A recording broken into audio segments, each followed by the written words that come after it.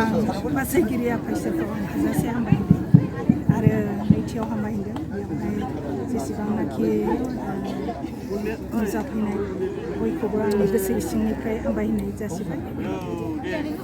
नोंथांमोननि फिसाफोरखौ लानानै उन्दै गथ'फोरखौ लानानै मोनसे मोजां हाबाफारिखौ आनजादों माबायदि गोजोननाय दं नोंथाङा सासे गार्जेन हिसाबै? ओरैबायदि गोजोननाय जोंनि गोसोआव दङ। जोङो सासे बिमा जानानै जों गाव गावनि गथ'फोरखौ लानानै ओरैबायदि मोनसे गोसोआव गोजोननाय जोंहा दं। मानो होनोब्ला जों गामियावनो ओनसोलावनो जोंहा मोनसे बेबायदिनो मोजांथार बेबायदि सहभागिता लाहोनो थाखाय जों मोनसे खाबु मोनदों। मानो होनोब्ला दानि बे परिबेसखौ नायनानै गथ'फोरखौ जोङो माब्रैब्ला जों मोजां लामायाव आगान होनो हागोन, जोंनि गथ'फोरखौ माब्रैब्ला जोङो माने सासे आबुंसार गथ'फोरजों दाखांनो हागोन। दा बेखौ लानानै जों बेबायदिनो ओनसोलावनो बेबायदि गिदिर प्रग्राम जों मोननो हानायखाय गोसोआव गोजोननाय मोनदों। मानो होनोब्ला आथिखालावहाय खना खनला बेबायदिनो जानाय लोंनायफोरजों गोदोनानै थानायखौ जों नुनो मोनो।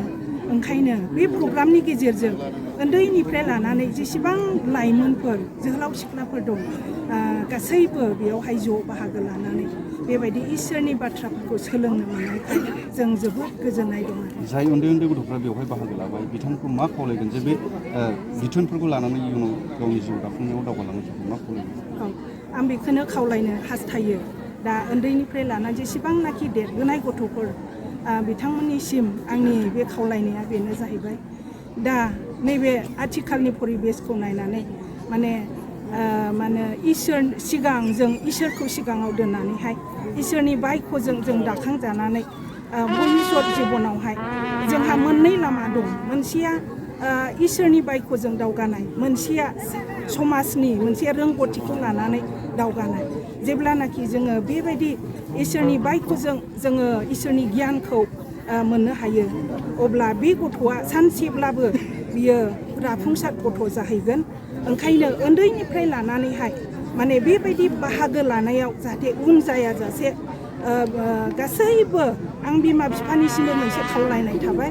माने गाव गावनि गथ'फोरखौ बेबायदि इसोरनि बायख'खौ होनायजों लोगोसे आरो संसारनि रोंगौथि बेखौबो लानो थाखाय आं खावलायगोन।